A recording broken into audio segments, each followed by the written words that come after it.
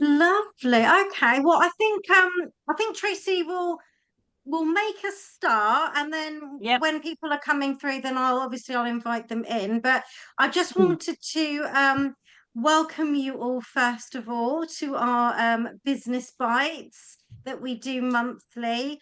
And the topic today is, why is credit management so important to business in 2025? And I'm just so delighted that we've got Tracy to be our guest speaker on this one. And I know that you're so widely recognized for your expertise in credit control and collections and financial consultancy. So, yeah, thank you so much, first of all, Tracy, for doing this today. My Um, pleasure. just to introduce myself, I am part of Kent and Victor Chamber, and I'm the development manager for South Kent. So really lovely to meet you all. And I will hand you over to the lovely Tracy for her wonderful presentations. And I'm sure that that Tracy will answer all your questions that you have afterwards or during. But yeah, no, over to you. The floor is yours, Tracy. Thank you. Well, thank you. And Mike, are you there? Have you got a camera? Come and see us and unmute yourself. We don't Having my bite here. lunch. That's all Ah, right. Everyone's eating their lunch. It's fine. Jill's eating hers. It's fine. Don't worry about it. So anyway, welcome to the Ken Invicta Chamber Business Bite session with me. I asked the Chamber if we could do a Business Bite session for its members relating to credit management, because I felt that a lot of things have been changing in 2025. A lot of things have been in the news. There's been tax changes. There's been a lot of increase in liabilities for businesses, and margins are being squished just a little bit further down the line than it was 12 months ago. And what I wanted to really say is about credit management, is about why it's actually a really positive thing to have in your business, to have a really good credit management presence in your company. It's not about this big taboo subject of the Grim Reaper and people just aggravating you for saying, no, you can't sell something because somebody hasn't got enough credit, or that the fact that somebody's not paying you and you've got a lot of queries. It's about really trying to hone into the reasons why businesses require really good credit management structures in their company. And it really boils down to looking after one asset, and that is your sales ledger. And that is an asset within your business that you hold all your invoices in. And that key asset is what everybody will be looking into your business for. So it doesn't matter what you're after. If you're after funding, finance, investment, you're looking to improve your credit score, or if you're credit insurable, that is the one asset people are going to look at. How do you look after your own cash yourself? And I think that, in today's climate, as I said earlier, there's a lot of different things going on. There's a little bit of confidence bashing in businesses because cash can be quite tight in some areas. But the real big thing is about how to make sure that the critical part of running your successful business is literally about how you structure your credit management, who you work with, who's going to pay for the work you've done for them, and how you can achieve that. So I'm actually not going to give you a death by PowerPoint session. I would really like this to be sort of like quite a fluid kind of workshop. I will be handing out and emailing you the content of what I'm talking about today, and also give you a little workbook that you can actually go through yourself and think about the business that you're in and what you're doing within your business to try and make some adaptations to how you do things that maybe improve your cash flow, especially reducing your debts and moving from the debts to cash in bank, which is critical. So let's start at the why credit management matters so much more than ever. And I think that a lot of people look at credit management as a bit of a back office function, that is something that's at the end of the corridor and nobody really knows the dark arts of credit management, and they used to leave us all alone. But the thing is that credit management is such a strategic function, and it looks at so many different things. It looks at how your business is running, who you're working with, who is paying you on time, who's not paying you, and how you actually deal with those fundamental issues that come across should you not be paid at the end of the day, because that's what we're all in business for. We offer a service or we sell a product, and we expect to be paid for that service or product. And also, because of what's been going on with the economic volatility, there's been supply chain disruptions, and the big thing you've probably noticed a lot more is that there are so many more insolvencies going on. The rate of insolvent businesses are on a rise, and what we try to do in Pecunia is not just educate businesses to not be in that statistic, but we can actually help you grow your business so you would never hopefully start to feel the pinch of anything like such as in being in insolvent position. So hello Anne, welcome to the call, glad to see you're here. So did you realise that many businesses fail, and it's not just because they lack profit, but it is because they don't get paid on time? It is a lack of cash. And there are two ways that a business can go insolvent. One is for undertrading, and the other is for overtrading. So if you think about how you run a business and you look after your cash, there is a very fine line that you have to walk along to ensure that your business doesn't go from one side or another, which can then bring, catastrophic results for your business if you fall either side of that way.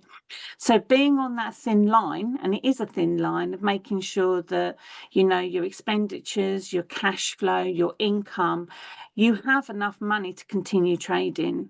And I'm sure many of you online now have employees, so you've got a large working capital that you need to facilitate. So you've got payroll, you've got offices, you've got bills you need to pay, such as commercial waste, rates, things like your electric, your internet provider, all of these things. And these are all expenditures. So out of the money that you earn from your clients and your customers has to facilitate to pay all those bills. And if you cannot manage to do that, then that's when you are in a financial position where you are going to really, really struggle. So we try to help businesses try not to get down that route, and to try and maintain a really good, stable cash flow, have more cash in bank, and reduce debtors. So the key things that I really wanted to sort of go through is really, why is credit management more matters more now than ever? And I think that the writing's been on the wall, it's in the news, it's all over social media, and cash is definitely king. If you've got cash, you can do a lot of things with cash. Having assets, great, but you've got to sell the asset to release the cash. So cash is always going to be king. So the money you've got in your bank account, excluding all your working capital, that's what you can play around with. That can be your buffer. So we take people on a journey, our clients on a journey, right from the very start, how you onboard a client. Now, who are the people that you are trading with? Who are your customers? And to conduct a good due diligence on them. So using things like a credit check, references, etc., is really key, because if you are trading on credit, you as a business are actually giving a loan out to a company. So think about what a bank would say to you if you walked in their door, if you can find a branch open, and say, I want to borrow some money. And they would give you a form, whether it be online or back in the day, big bit of pack of paper, and you'd have to sit in and fill this form in, and it would actually ask you so many different things about you. What's your employment like? How long have you lived in an address? And it's the same thing as a business. If you're lending money to a business, you need to think about it in the same way, because credit is literally lending, funding another business for a short period of time before they are due to pay for the product or the service that you actually offer them. So keep that in the forefront of your mind of when you're onboarding your clients. Who are they? Where are they? What is their legal entity? What is their actual business name? I get sent bills, Tracey Pecunia. That's not my business. So I can say, I'm not paying that because that's not my legal entity. So making sure you know who your legal entity is really, really important. I mean, once you've done all your due diligence and you know that you really want to work with that company and that you find that they, you've done all the credit checks on them and you are quite happy to trade with them, then onboard them. But also you need to make sure that you have the conversation about payment terms. Clear payment terms. Set your payment terms out clearly. Now, this can be set out in your terms and conditions, but also it can be set out and should be set out in your invoices. And don't forget, your invoices are the window into your business. So how your invoice looks and how professional your invoice looks and all the information you've got on your invoice shows how professional you are, and it is a legal document at the end of the day. And make sure that your client understands the game of play, basically. So, you have a client come to you and they say, Jill, I want to buy 1,000 widgets from you. And Jill, you say, that's fine. It's going to cost this. And we will give you 30-day credit terms and you've got to pay by this day. If you don't pay, then we are business to business only. This is not for individuals or sole traders. You can actually claim late payment of commercial debts and interest. You can use that as a leverage, but it's an act of parliament. And then you can ask them, do you understand what the agreement is? Once you all understand what the agreement is, then you do the deal and then they should pay you. Now, that is what should happen. But we all know in the world of work, it doesn't happen that way.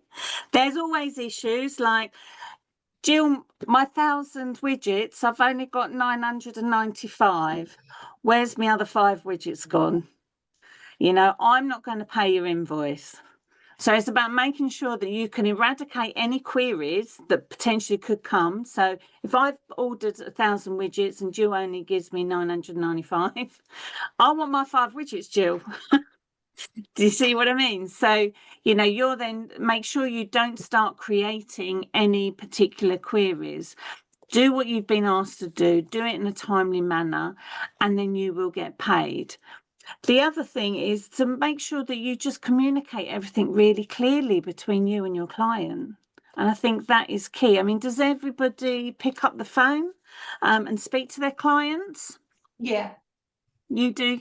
Jill, do you do? Yeah, nodding heads. Anne's in the dark there, but I know she does. So keeping up the momentum of the communication is really, really key.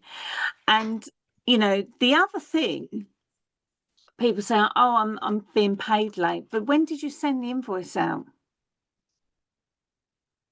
This is another really big issue we find with a lot of businesses. If you do a job, so Mike there has resprayed that racing car behind him, okay, for a customer, but he doesn't bill them until the end of July on a Sunday afternoon when he's watching Formula One with his bottle of wine and his cheese and crackers, and he's sitting there doing his invoices. Well, it's the 8th of July now, Mike, and you're going to be billing them in a few weeks' time. So you've given them extra credit. So you should really bill when a job is done and has been completed. So as soon as you do something, so make sure you invoice promptly and again accurately. and ensure that you highlight the fact that when you're expecting the payment to be made, so the due date. So a lot of people, and I'm sure a lot of you on this call and listening to the recording later, will be on a cloud-based accounting system.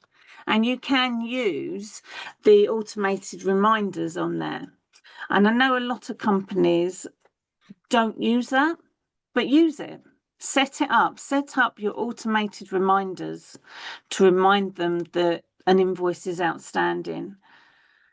That is really, really key. So you continually, continuing that communication with your customer. The other thing you could also consider, if you want payment to be made earlier, is you can then talk about things like early payment discounts, and it can be an incentive for a prompt action from your customers to pay you earlier. So that can also help with your working capital. But then also with doing things like that, you need to decide how you're going to calculate that within your business and whether or not you're going to lose money or make money on that. Because giving a discount sounds really good to the purchaser, but is that going to have an impact on your business itself? So there are some things to think about. Has anyone got any questions? No? It's good. That's a good start. So what happens when you don't get paid on time? Well, obviously, the obvious, the money's not in your bank account. But the other real big problem is that if you don't get paid on time, you actually do start losing profit on the invoice that you've issued. So any profit that you've added to the invoice that you've issued to your customer, you start losing. And we need to really stop that happening, because profit is really important in a business for growth. If you are being paid late, then it's going to potentially affect your working capital. It might mean that you have to miss paying suppliers or paying suppliers late. You might have lost opportunities if you're not paid on time. And that can really impact the business. So having late payments and bad debt outstanding really has a negative impact on your business. So the whole point of good credit management structures in a business is you don't have that, or you minimize that risk to the best of your ability. Because if you minimize all of these risks, then you can actually start looking at the real positives that your business can gain from having good credit management practices. And I think that, you need to also understand that your client understands that you have a firm credit management policy in place, and that when you onboarded your client and your client asked you to sell them the 1,000 widgets, and even Jill's got on her bike and cycled the 5 missing widgets over to me so I could pay the bill in full, they are really important, and it is about getting paid on time. It is key. If there's a query with an invoice, deal with it really, really quickly. Because if you just sit there and say, oh, I'll deal with that later, I'll deal with that tomorrow. Tomorrow never comes. You're 6 months down the line. You still haven't been paid. You've lost all the profit on that particular invoice. You did a good job on that invoice, but somebody didn't want to actually resolve the query that that customer might have on that bill. And that can really impact your business, your business as a whole. Your client might not trust you going further forward as well if you're not quick to resolve any queries and issues. So it's about being really diligent and really also offering that customer service to your clients. Even if they do owe you money, still maintain that customer service. Because if it gets to the fact where you have a client that owes you quite a lot of money and you decide to go legal, you can prove that you have done everything in your power to get that debt chased and to get that debt paid. So you've already started to formulate your case from day one. And then if it does go and you do decide you want to take it to legal, then you've got your case already there. the thing is I'm talking about a lot of things that could turn really negative in the business. And the problem of all this negativity that surrounds credit management derives from a couple of factors. One is people don't understand what credit management is about and are a bit fearful of it. They think it's too complicated and they don't want to upset anybody. The truth of the matter is somebody's come to your business because what you offer, whether it's a product or service, is what that business needs from you, and you're the expert in that area. So take hold of the fact that you're the expert they've come to. If you've given them all the information and expectations of working with you, then there shouldn't be any problems in the future. If you do the work as agreed, on time, deliver what their expectations are, and there's no issues, and even if Jill finds out that the 1,000 widgets I've ordered are 5 short, and she phones me up and says, Tracey, I'm really sorry, I'm 5 short on your order. I'm going to send the order to you in full. As soon as we've got another delivery, I'll send you the 5 widgets you've not got. And I'd go, no, that's fine, Jill. Thank you very much for letting me know. So when I get my 1,000 widgets, I'm not disappointed to see that there's 5 missing, because Jill's already told me. So she's brought that customer service over. So I don't have a problem now. I've got nothing to query about unless Jill doesn't send me those 5 widgets. But Jill will send me those 5 widgets because it's on her radar. So you've done the job. They've come to you because you're the expert. You've delivered everything. There is no reason why you shouldn't be paid. If you don't do the work properly, you don't do the due diligence on your client and find out that they've bought thousands of widgets of thousands of widget makers across the UK and never paid them, and you've just delivered 1,000 widgets to them, are you going to be paid? The reality is probably not, if they haven't paid anybody else in the past. So that's going to be down to you and the lack of your due diligence. But if you send them the widgets, they're the wrong size, they're packaged wrong, they went to the wrong part of a depot, then you've not provided a really good service. So they're going to be a bit moany about it. So it's about eradicating all the potential queries and things that your customers can moan about, and then you'll get paid on time. And if you work on that basis, that I will do a job because I'm good at what I'm doing, I've done it to the best of my abilities. If there's been a problem through the whole process of what I've done for my customer, I will tell them that there's a problem that's come up. We will talk about it. We will put that in writing and then continue and then deliver the end game plan. There should be no comeback or any queries. It's when people do something and they try and hide something. They try and say, okay, oh no, I've messed up a bit there, but I won't say anything. Hopefully they'll pay and they'll just ignore it. Some companies might, but some companies won't. And then if you think about the time it takes you to chase that debt on a queried invoice, you could have done 101 other things differently and to make more money.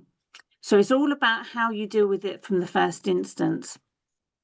And the thing is that once you've got all of this stuff in place, and as I say, it's not rocket science, it's what you do in your everyday life as well. If you go and have somebody come and build you a brick wall in the garden and they only half build it, it's not the right height, and they ask you to pay the bill, are you going to pay it?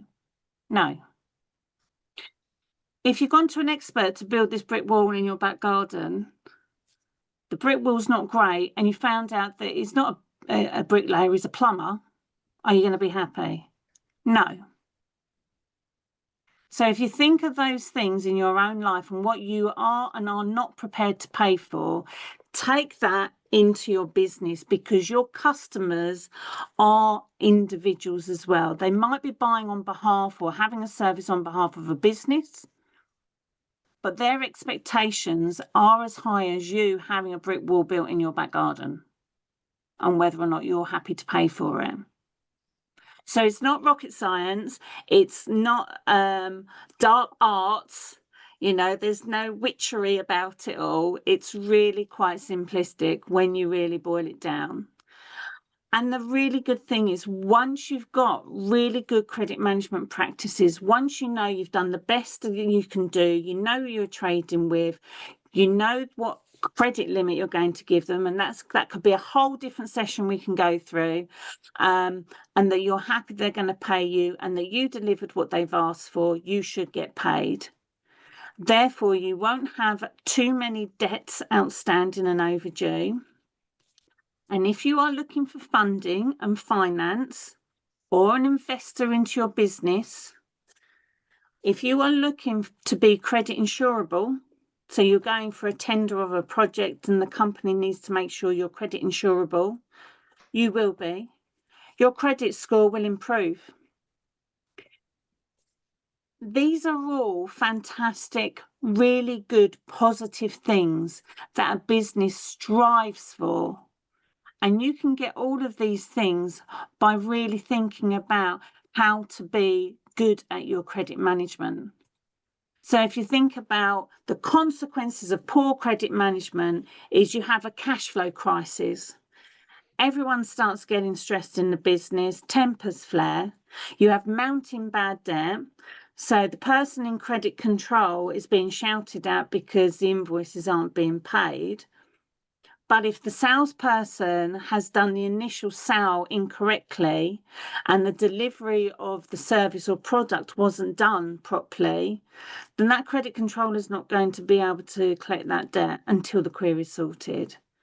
It can also really give you a poor reputation with your suppliers and customers if you have poor credit management. And the legal risks of poor record keeping could really hit your business hard. And then you're going to be struggling for cash because you're not being paid on time. So what you're going to go, you're going to go for more borrowing. But the cost of borrowing and the missed opportunities of growth are going to be impacted by poor credit management. So if you have really good credit management, it just achieves so much. The stability of your business, predictable cash flow, reduced bad debt, people are not so stressed and anxious, tempers are not flared, you know, you've got improved suppliers and customer relationships that you can build on and grow. You have better decision making from reliable data, and the lower finances costs and higher profit margins, which is what every business aspires to have. So the fact that people think that credit management is done by accountants is a myth. It's a bit like a plumber and a bricklayer. They both work in construction, but their roles in construction are completely different. We all need a good accountant, and those accountants will do all the things that they need to do in relation to how your business has, and I say that in the past tense, performed, and helps you with your tax. Credit management looks at what did you do last year? What are you doing today? What are you doing in the future? And credit managers and accountants can work together to help improve businesses going forward.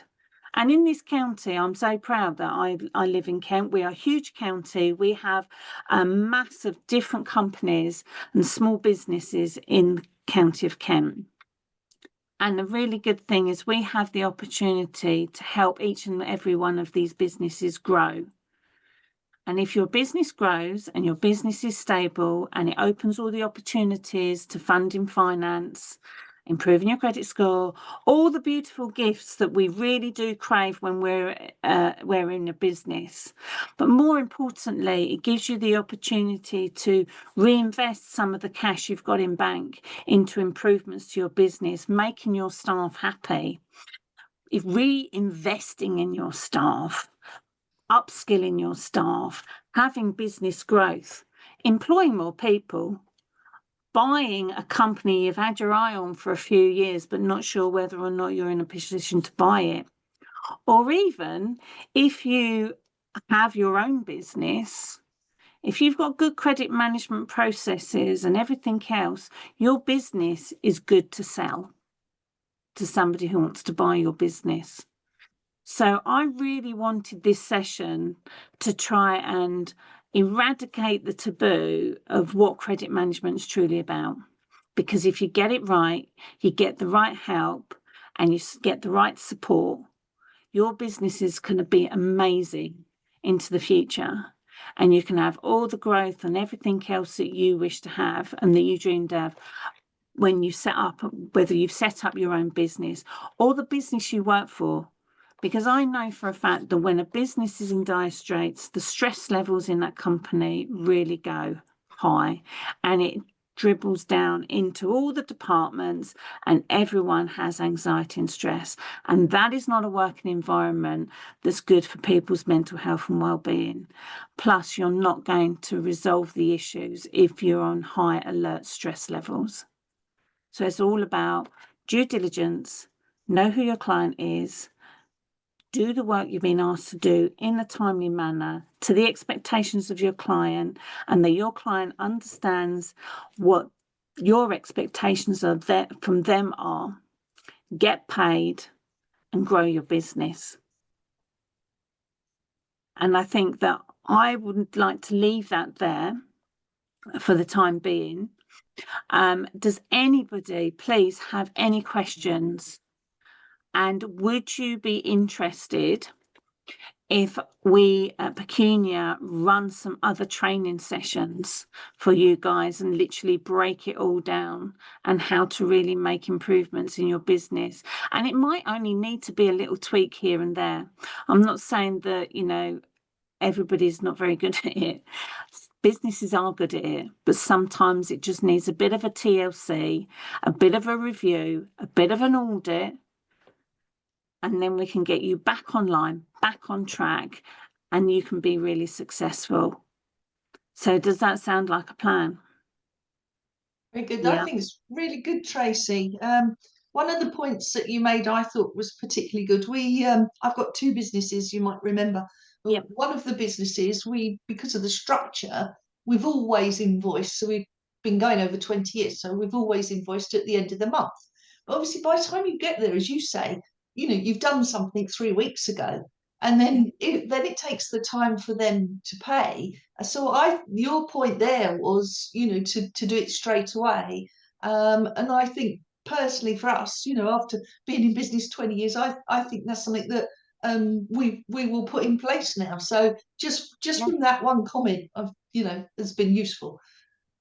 Good. And if you break that down even further, Karen, if you think, if you're billing once a month, that's your credit cycle. That's your pay. So once a month, if your terms are, say your terms are 14 days, so in the beginning of the third week of the month, you've got a load of money supposedly coming in because you billed at the end of the month. But on the 9th of the month, a big bill comes in. What are you going to do? Yeah, I mean we've been going well, so obviously it's okay. But we have noticed, some people are struggling at the moment, and I think it's better to act now ahead of a problem. You know what I mean? Before something happens. Completely. And it's about being proactive. And this is the thing that when I set Pecunia up is I wanted to help businesses be proactive before it hit the fan.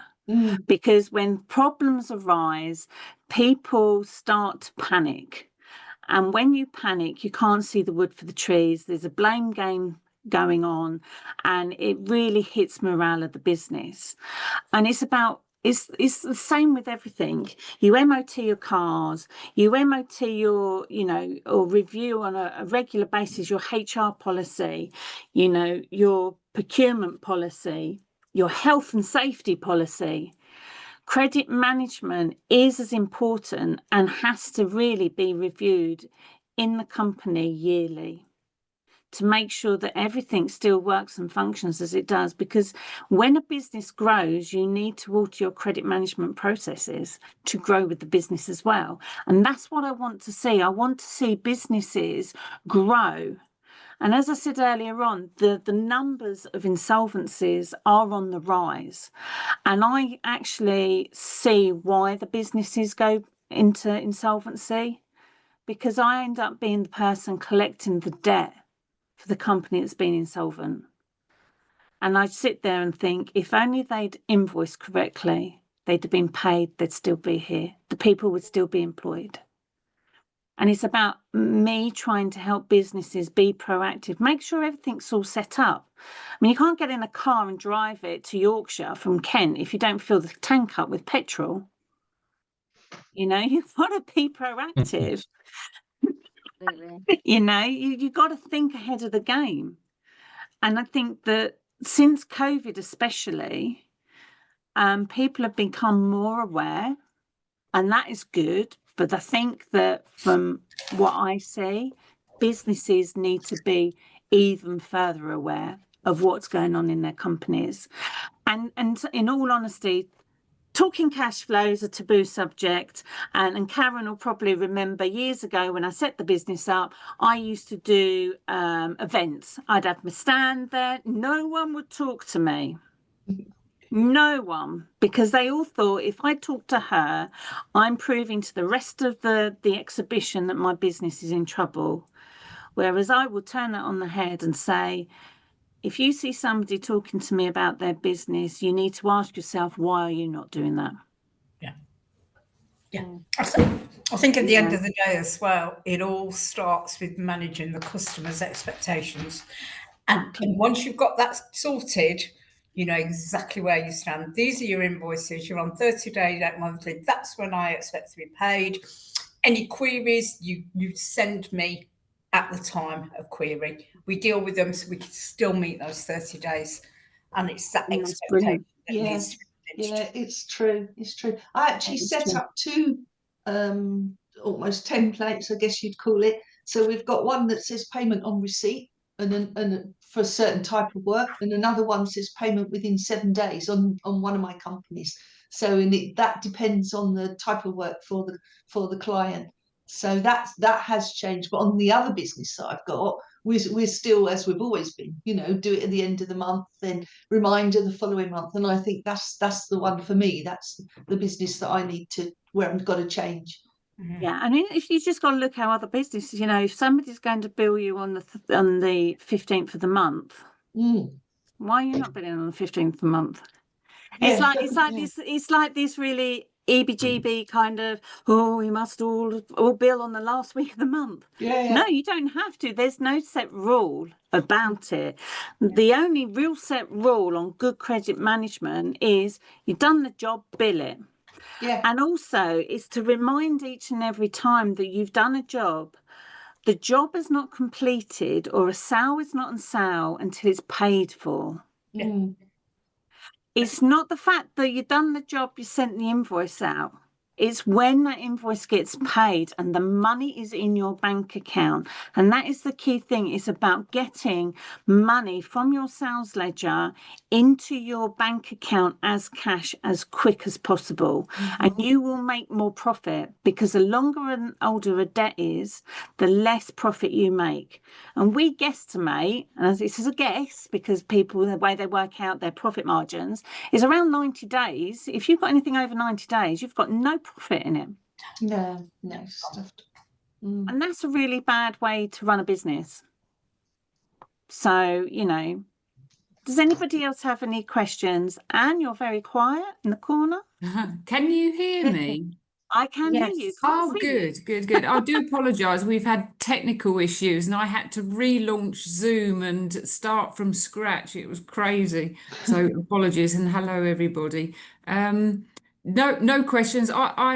I've known Tracey for a while now, and yeah, if basically after you've followed Tracey's expert advice and everything, where I come in and sort of kind of work alongside Tracey is I ensure those invoices that you raise to your clients on credit terms. So as long as it's B2B, sales, then I can arrange obviously the insurance. But obviously, Tracey, is if you can get all your credit management procedures and control and processes all tickety-boo, as per Tracey's advice, then obviously that goes a long way, obviously, in getting paid. And yeah, as Tracey says, we live by the mottos: cash is king, and a sow is not a sow until it's paid for. So I'm sure you've all heard that umpteen times, basically. I do now. Yeah.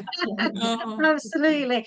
Tracey, thank you so much. I know that we've gone over, but I think it was worth it. Absolutely. Yeah. So, can I just say, Tracey, that you are an outstanding guest speaker. You really are. And you explain that so much, because for me, it is rocket science, but yeah, you made it not rocket science. So thank you so much. And it was pleasure. just brilliant. I agree. to let Tracey makes it everyone- sound so simple, doesn't she? I know, absolutely. Definitely. I feel like I can create a business now and I'll be good to go. Definitely. No, but it's really, really useful, especially for the members, Tracey, when especially, you know, the new ones that come that on board and they're starting up. And yeah, I think that's just such a important area to start as you mean to go on, definitely. So I will be recommending, don't you worry. And this webinar is actually recorded, guys, so we'll give events a day or so just to edit, etc. But I will be doing a LinkedIn post anyway with the link to that, but it will be on the website if you ever do need to refer back and watch again. And yes, but Tracey, thank you so much. Thank Showing you my so much, appreciation. guys, for sticking with it.